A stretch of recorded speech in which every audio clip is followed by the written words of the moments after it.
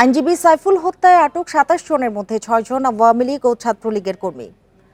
Video footage দেখে শনাক্তের পর তাদের গ্রেপ্তার দেখিয়েছে চট্টগ্রাম মেট্রোপলিটন পুলিশ।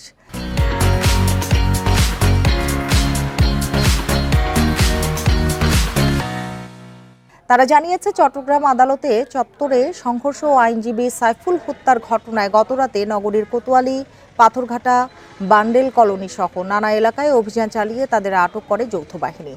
তবে এখনো মামলা হয়নি। এদিকে আটকের খবরে সকাল থেকে থানার সামনে ভিড় করেন স্বজনরা।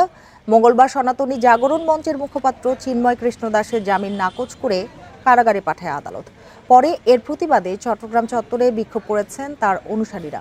এ সময় পুলিশের সঙ্গে তাদের সংঘর্ষ হয়। এক পর্যায়ে নিহত হন আইনজীবী সাইফুল ইসলাম।